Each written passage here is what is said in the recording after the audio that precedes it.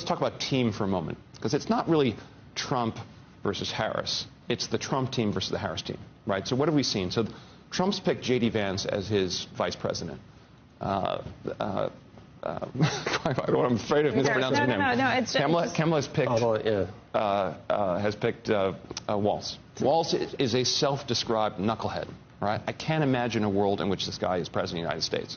And you have to look at the vice president as a potential president of the United States. So that's, right. If I line them up, you know, you've got a guy who grew up in a very, very challenged environment, addiction, family, rural America, makes his way to Yale, armed forces.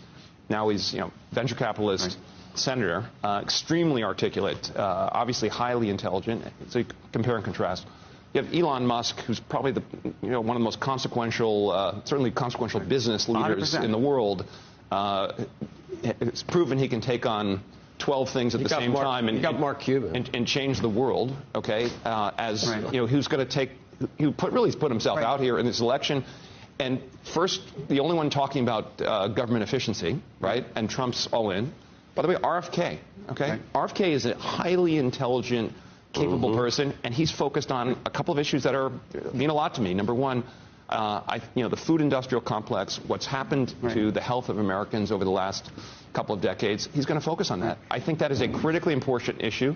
I think examining the 73-shot regime that we give our kids and it's worth doing. You've spent your whole career talking about truth, honestly. Yes. You go out there publicly talking about companies that you think are lying. Sure. And I just want to know what you think when you see, for example, former President Trump publicly say on the record that he forced Deere to not move to Mexico. And then the company has to come out with a statement that says that that's false, fundamentally false.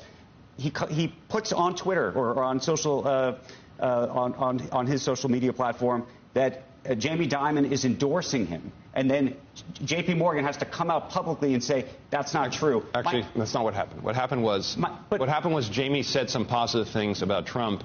Someone posted on Twitter that Jamie's endorsing him, and Trump, in effect, retweeted. Let me ask you this, though. But as somebody who cares about truth, use the Deere example, because that's as black and white as they come. So look, what do you think of that? I think there are probably many examples of Trump convincing and or threatening a company that if they open up a factory in Mexico, that he's going to, you know, tariff their goods or whatever, and maybe confuse the company. Okay, but he certainly has used that kind of technique. But let me hold on. Go ahead. I want to make my own argument. You can, but you get to do it all day. I get to do it now. Lies on both sides. It's like unbelievable. In her Twitter account, okay, Vice President Harris put stuff out about Trump that are absolutely completely false. Like, so for example, he's going to sign a federal abortion ban.